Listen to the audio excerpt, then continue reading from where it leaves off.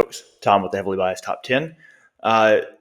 We are looking this week at the Week 10 review, plus the rankings reaction. We just had the release of our first college football playoff rankings from the committee, and so we'll kind of look at that in a part of this. But as we're kind of diving in, I wanted to look at this week's ranking here at the end of the Hugh Freeze era, and just see where we are. So a little bit of a different order this week. We'll look at conference race updates first, talk a little bit about where each of these conferences are right now and kind of what's going to go out ahead in the next few weeks. Most of these conferences are down to about 4 games left, some of them 3 with their conference leaders, just kind of depending on who they've played. And so we're really getting to kind of see the shape of it, and we'll run down the SEC, the Big Ten, the ACC, and the Big 12. We'll do cold, hard facts. So I'll give a little bit of insight into how I break down numbers and what I do. And it's one of those things where you can kind of see terminology. And my terminology, I try to keep the same as we go throughout things. And so if you get a chance to understand it here, then you'll understand it later on when we talk about it and put it in numbers. If you're listening to this on Apple Podcasts, if you're listening to it on YouTube, there is also a YouTube version of the show where you're going to see slides as we get into more definitive things in the next few weeks. I will often put some numbers behind some of what I'm talking about with strengths of schedule and just kind of ranking and where I put teams. So do check that out if you get the opportunity. After cold hard facts, we'll get the heavily biased top 10. We'll talk about conference ranks and contenders. And then we'll do a little run through the CFP rankings and reaction. Let's go ahead and dive on in. So updates first, the SEC. The top pair were idle this week, and that means Texas A&M and Alabama, who are both 5-0, had this week off before continuing with a final run that finishes their conference and regular season slates. SEC plays 8 conference games, and so both of these have 3 remaining. For Texas A&M, that's going to be an interesting run because that does include a game against a very surging Texas. So there's a lot still kind of at stake here. Georgia and Ole Miss are both a game behind, but they have also played a game ahead. So both of these are 5-1 with only 2 conference games left. 4-1 Texas has played the same number of conference games as Texas A&M and Alabama have, with the 1 loss there to Florida, just kind of as a surprise in the mix. Texas has an interesting schedule laid out ahead of them because they do wind up with Georgia, Arkansas, and Texas A&M, and they're picking up at the right time. So in knocking off Vandy at home, they have really kind of cleared themselves a path. They hold tie-breaking games against both Vandy and Oklahoma. So a couple of teams that are also kind of fighting for playoff spots out of the SEC, they are sitting ahead of. And it puts them in an interesting position going forward because out of the group of them, Texas has kind of the most realistic shot to play their way towards an SEC championship game. Now, granted, they do have a hard road. That would include some big-time wins. And, it's going to be no small feat to beat both Georgia and Texas A&M in your final 3 games. Bear, we're going to be quiet, buddy. I know you want to be on the show, but you're going to be quiet. We have a giant coonhound. All 135 pounds of him. By the way, Smokey 10, we're thinking of you, buddy. Good luck. But we do have a giant coonhound named Bear Bryant because, he's my first coonhound, but I'm not going to have a Tennessee coonhound and not name him something Alabama. So, also, there you go. The Big Ten. Let's move on to that. So this is a nothing to see here league. And what do I mean by nothing to see here? Ohio State and Indiana both have cruise control schedules.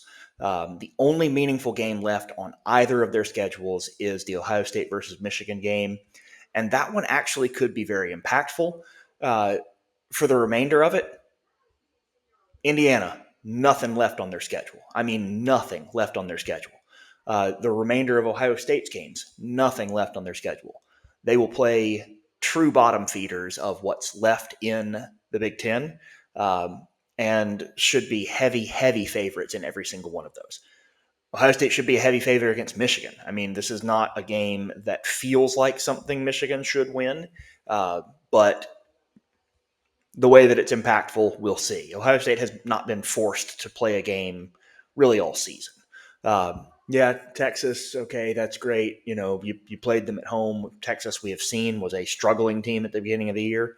Um, I don't know that the outcome is any different as far as the winner if you played that game today, but I do know that these are very different teams now than they were at that point, uh, especially both of them starting new quarterbacks. So what we see here is that the only meaningful game left for Ohio State and Indiana combined is that Ohio State versus Michigan game, and it could be very impactful because should it play out that Michigan wins out and beats Ohio State, uh, they would replace Ohio State in the Big Ten championship game. Um, it'd be a weird situation because that would likely mean that Ohio State still winds up with one of the byes after not playing in their conference championship. Be a really messy situation. Um, the rest of the mess.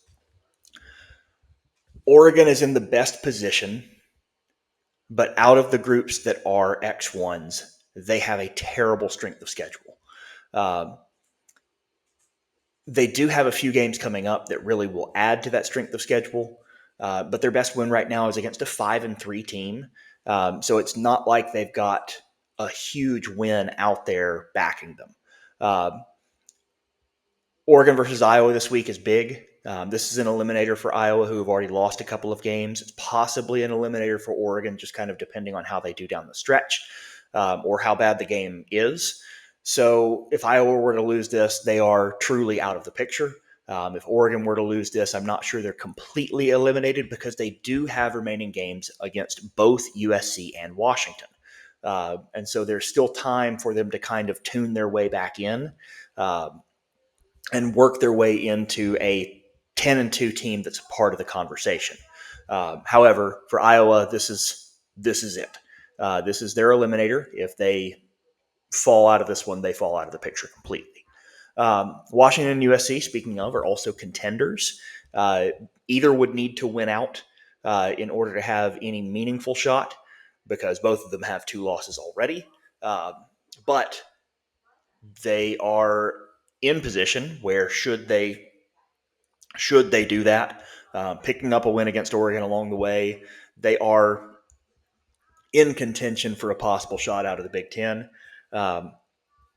It's really kind of interesting where it goes. The odd part there would be USC over Michigan head to head. Michigan kind of needs help. They can help themselves to a degree, but they are in a position where they're probably a 1 loss away from being just kind of a also ran in the Big Ten.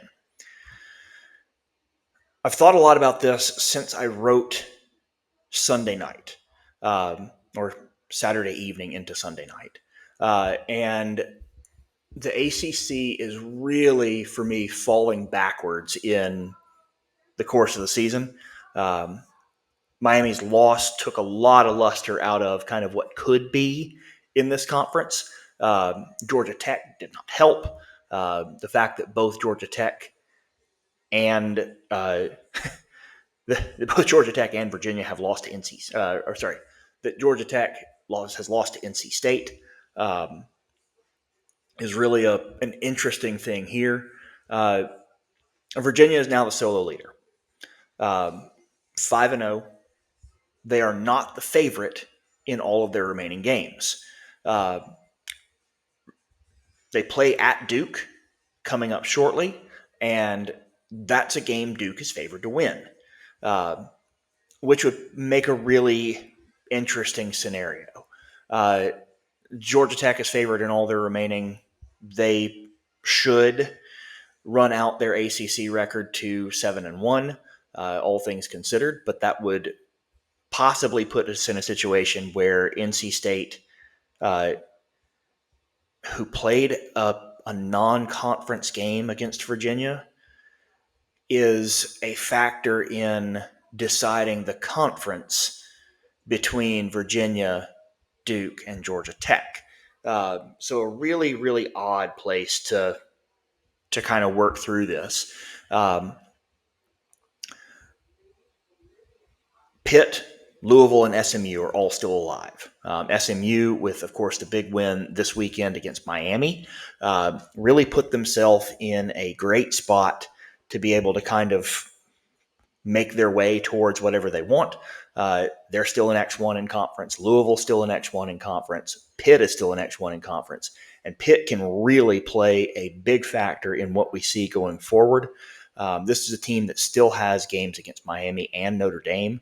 Um, you know, they're a big time player in what we're going to see out of the ACC, if we're going to see anything major out of the ACC. Um, so we'll kind of see where things go. But I do think that since writing earlier this weekend, the conference has really kind of taken a step backwards, and we'll see that reflected with the conference ranks. The Big 12. BYU is the last remaining unbeaten, and that is after Cincy took it on the chin this weekend. Um, the interesting part here is that BYU has remaining games against both of the two remaining X1s. And so Texas Tech and Cincinnati are both 5-1. Um, that means that it really comes down to how those games play out. BYU wins out, then the best conference record they could possibly play against would be somebody that's 7-2. Uh, BYU beats Texas Tech. That 11th game against Cincinnati really can't hurt them because they're still going to wind up going. They would take that victory over Texas Tech. Texas Tech would have 2 losses. It wouldn't matter what happens in the Cincinnati versus BYU game the first time. Should they beat Texas Tech and beat Cincinnati, then it'll be between Cincinnati and Texas Tech, most likely, as far as who goes, or it will fall to a larger X2 tie, which I'm not going to delve into right now. Should Texas Tech beat BYU, then it's going to be down to that 11th game where BYU is taking on Cincinnati to determine who takes on Texas Tech, barring the Big 12 being the Big 12. Because as we have seen, the Big 12 is always one of those conferences where, unlike what happens in the Big 10, um, the bottom teams can beat the top ones at basically any time. I've said before, and I'm going to stick with this until proven otherwise, Big 12 is a very, I won't call them very deep, they're a very wide league. They're in a position where the top is not that far from the middle, and the middle is indistinguishable from the bottom. Right now, that's going to hold true probably unless you are Oklahoma State or Colorado. Um, yeah. All right. Let's talk metrics real quick. I am not going to run through every single one of these this week. I did write them when I wrote up the major. And so if you're looking for the written version of this elsewhere, then you'll see the actual numbers with them. I'll start putting those with these in the next couple of weeks as we get a little bit closer to things and as we discuss these a little bit more. But I wanted to kind of give you the idea of the metrics behind things and where I look at them. And try and get some terms established so that we know what we're talking about week to week. Strength of schedule. Strength of schedule is fairly standard, and that asks how good are the teams that you played, and that is regardless of your outcome against them. So if you played and you were 0-12 against a bunch of teams that all went 12-0, you played a very hard schedule. Now, you're going to have no victory record and you're going to have a horrible strength of record, but you played a very hard schedule. If you played a bunch of teams that were 4-8, well, your strength of schedule is not going to be very good. You might be 12-0 against them, but that's going to harm your victory record and your strength of record rather than that's going to harm your strength of schedule rather than your victory record necessarily. Bear. Shh. Hey, buddy. I know. We're not going to talk about. We're not going to talk about them. Victory record. Victory record is a quality measure, and that's going to take into account the strength of schedule based on the teams that you have beaten. I do not include FCS teams in either the strength of schedule or the victory record. Um, Strength of record is an adjusted metric, and that looks at the victory record based on who you lost to. And so if your loss is to, as Alabama's is, if your loss is to a 3-5 team, that's not a good loss. If your loss is to a 7-1 team, as is Georgia's, that is a much better loss. I keep a composite list. I've got a spreadsheet of these where I work through these metrics and adjust them weekly. And I work to rank these teams week to week. Right now, just so that you know, when I put together the composite and try and bring through rankings before I go back through and adjust based on how these teams look, what is their actual record, and where I think they should play out versus how have they played games, the numbers themselves actually have Ohio State and Georgia tied at number one. And so, we do go through, we adjust them based on the record, based on who you played. Are some of these other teams that are in this top 10 teams that you have lined up against, vis-a-vis Georgia versus Alabama? But there we are. All right, heavily biased top 10. We're going to start 1 through 5. Ohio State. I usually, as I said last week, don't make micro adjustments or don't make major adjustments for teams that are on buys. Texas A&M was on a bye this week. Ohio State was not. Ohio State played a Penn State team that has a very terrible record this year that was not live up to par, especially with a team that was AP ranked in the top 2 to start the season. But they have not lived up to that in the slightest. However, consistency on offense. This isn't a team that has looked at any point like they are playing more than an up-tempo practice. 55 points against them all year. Penn State scored the most points anybody has with 14 in the first half. And in spite of that, this was never really that much of a game. They bumped back up to solo number 1 this week. I have a small gap in the schedule. OSU's 8th win caught up in that metric. That bumped them ahead of Texas A&M, who sits at number 2. Number 3, I have Alabama. And the reason I have Alabama is that when we compare the best wins between Indiana and Oregon, because these two on paper match up pretty well in spite of the fact that Alabama has a loss. When we put Georgia versus Oregon and we start to compare where is this best win, because these are two 7-1 teams, it's miles away. And the College Football Playoff Committee actually talked about this, that says that Oregon is by far the worst strength of schedule in the top 10. The win at Athens is a much better win than the win at Eugene.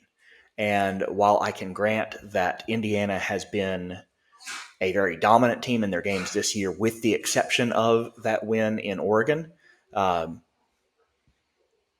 this is where we've got it. Indiana, yeah, okay. You're 8-0. You're right here. You were going to be in the top 4. It was just a matter of where. Their strength of schedule, especially the strength of schedule remaining, is awful. And it will come down to how they do against that schedule and how does Georgia finish out against theirs to see if Georgia actually skips ahead in my rankings. Georgia's 5, the one loss to Alabama. some fairly good wins along the way. They will have a couple of big games coming up. They've got Georgia Tech still. They've got Texas still. This is a team that still got some challenges out there, and they've been building into them all year. Ole Miss is at number 6. They are locked behind Georgia on a head-to-head. BYU is my number 7 this week.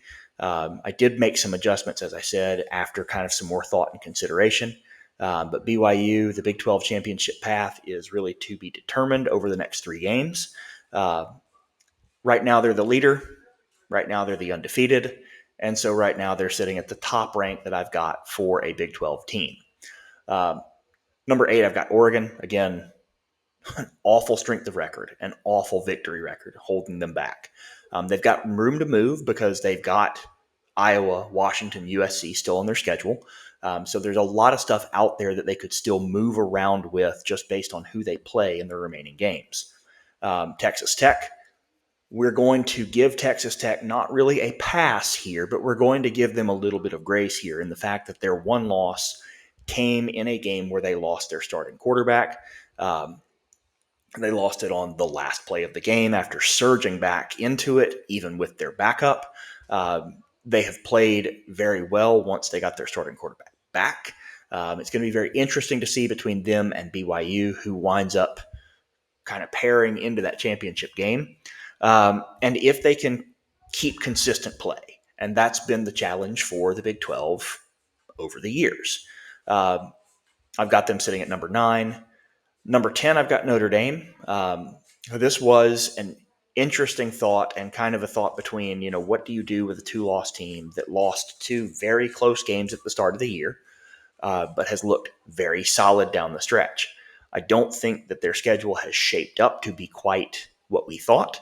And the 2 hardest games that they had, they lost both of. But very much like I said about Texas and Ohio State earlier, I think that this Notre Dame team, as you see it right now, is playing at a level that is well above where they were playing when they lost to Miami. I don't think Miami is playing as well as when they beat Notre Dame.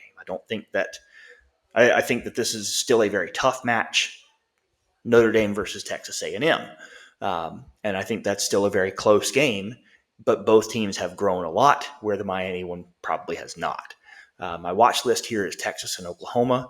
And as I said, after some more thought, I have moved the ACC grouping down a bit out of this. And I've got Georgia Tech and Virginia down some since I first wrote this list on Sunday. The ACC is rapidly approaching a 1-bid league. Speaking of bids and leagues, here's our conference rankings with the contenders. This week I have the SEC at 4.4. I've got them with basically four spots pretty solid, as long as they don't kind of play their way out of it over the next couple of weeks. The contenders that we have are kind of in order of their most likely appearance, and that is Texas A&M, Alabama, Georgia. Ole Miss are all kind of moving their way towards it. As long as they don't have major stumbles on the way, I expect that all 4 of them are likely to be playoff teams. Texas is ahead of Oklahoma and Vandy, who they have head-up wins against, though, as we've said, Vandy and Oklahoma both have some big games out ahead of them. Texas has some big games out ahead of them. It is very possible that should Texas win several of those games, they could still make the field and the other 4 still be a part of it. The Big Ten. I've got them down a little bit this week at 3.3. Ohio State and Indiana are pretty much locked in. I think that Oregon probably winds up in just based on what they're doing right now. But the other contenders here, USC, Michigan, possibly Washington, outside chance of Iowa, but they would have to win out and be very impressive in some of the things that they do. The Big 12. I don't think the third team gets in. But right now it's between BYU and Texas Tech. And I think that Cincinnati, especially what you saw in that loss to Utah, is a lot more the Cincinnati that we actually have than a team that was undefeated. Or undefeated in conference. It's them or it's a chaos champion. If it's a chaos champion, it's probably a chaos champion plus the second spot, just kind of depending on who it is. But there's a lot of different ways that kind of comes unglued. If BYU wins out and puts both Texas Tech and Cincinnati into a large tie with a bunch of X2s, you go to a whole line of tiebreakers. And if that happens and then BYU gets upset, then we're talking about a situation where that might not put them out of the picture, and that we get a basically at-large conference champion. But that would probably be two of them, because you might get that out of the ACC as well, based on where the committee put them. The ACC I've got down to 1.1. They are really on the bubble of being locked at 1, and I do think that that's where they're headed, is to just a one solid bid and one extra maybe. Right now that's Virginia or Georgia Tech. There could be the option of a chaos champion, and we'll kind of see. If it's a chaos champion, that's the only team that's going. G5 right now is looking like it's the AAC champion, and I think the best team in that conference right now is Memphis. There's merit to saying San Diego State, but Memphis is the highest ranked committee team so far. And then I've got Notre Dame bumped up a little bit this week. I've got them at a 50% chance to make it. I think that it might actually be a little bit low, but that's where I have them right now.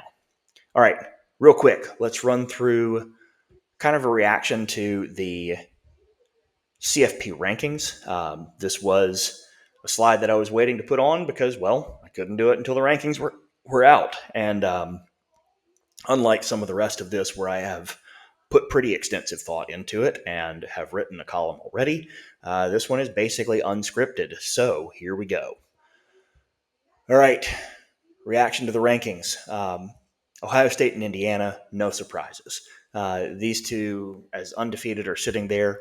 The one thing that I still have here is that I am okay, if we're going to look at these as just kind of the rest of our rankings, and we have Oregon at 9 and Notre Dame at 10, sure, I guess maybe Indiana's best win is slightly better than the one at Texas A&M. I think that Texas A&M's overall schedule matches up very well, but as I said previously, I think that my metric put Georgia in a tie with Ohio State, and then I had to adjust back based on who they played and how. So I don't think that there is as wide of a gap here, 1 through 5, as it might appear. All of these are good teams. All of these are very strong, and when they are playing well, all of these are just fascinating to watch.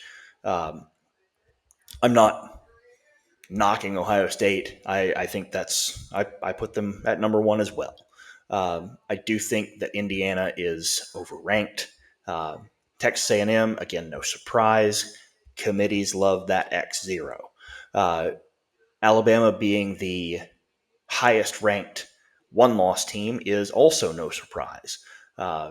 With the exception of their first game, they have played a very tough schedule, have played through it very well, beat the teams that they are supposed to, and beat them rather handily in most cases. They handled their business at Georgia, which is still the best win of the year. And that's of any of the teams on this list. So I think that's an easy fit at number 4. Georgia, right there behind them at number 5. And look, the second best win of the year, Georgia versus Ole Miss. Sure, we lock them right there in, very much like the Texas and Alabama a couple years ago. I think that those two, should they stay at X1, should they stay at 11-1 through the year, they move together. And you're not going to have a lot of things that pop a team in between them somewhere. BYU and Texas Tech at 7 and 8. This is kind of a nod to where the strength of those two teams are, but it also tells you a lot about where we think the Big 12 is. That they're behind 4 teams in a row in the SEC and the top 2 teams in the Big 10. So I think it's a wider gap 6-7 than it is 5-1. Um, that said, these two play each other this week. So we're going to have some separation and some delineation between the two immediately.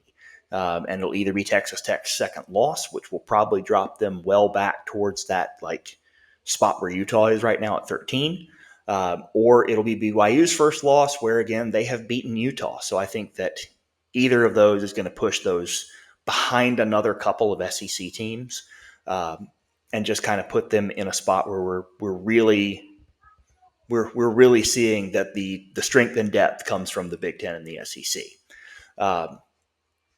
Oregon at 9. It's the worst schedule by far in the top 10, but they've gone through it 7-1. They've got a chance to prove their merit with the next 3 games, or with 3 of their remaining games. We'll see what happens. Notre Dame, we've discussed. They've lost to a Miami team that has kind of fallen off of late. They lost to a Texas A&M team that is number 3 in this poll. Of those best losses, they're sitting 3rd because Georgia versus Alabama, Ole Miss versus Georgia, and then we have that Notre Dame versus Texas A&M. They're sitting 3rd with the best loss out of the 3, but they have 2 of them.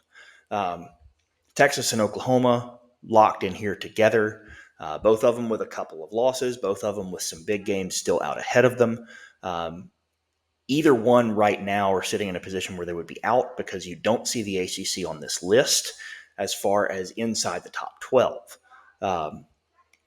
which means that an ACC champion would push somebody out, and your 4th ranked or your 5th ranked conference champion would push somebody out. So 11 and 12 would both be out if we stopped today. Utah behind them, I think that's a good team, not necessarily a great one, but it's the other team that can kind of make a push. You notice that Cincinnati is not in there, even though they are the team that is kind of ahead in there. This is a Utah team that beat that Cincinnati, but has a couple of losses. Virginia, your highest ranked ACC team, followed immediately by Louisville. Notice Georgia Tech, who lost this week, is not there. Their schedule, again, similar to some of these others, has not been as strong, though they've, while they were 8-0, that was a possibility. And now that they're not, they're well down that list. Vanderbilt pops in there at 16. I think that's about as far as we reasonably should look outside of a G5 champion, to see where teams might come from. Because although we have some games remaining between several of these, the room for growth is going to be pretty tight. Our Big 12 teams that are kind of close are well back, and they're in a position where, the wrong losses, they're going to be bumping somebody out of a playoff spot that might otherwise fit the top 12. The ACC champion right now, if you played this game between Virginia and Louisville, would push somebody out. And so you do have a lot of kind of interesting spots for depth. Down the list, you had USC and Michigan, who, again, have the ability to kind of play their way in. Iowa is down in there as well, who has the ability to kind of play its way in. And then, as we said, the 5th highest ranked conference leader, they continued going past 25 just to get to Memphis. All right, that's what we got for this week. Here we go. So we will see you guys next time. Enjoy the week. Primer coming up in the next couple of days.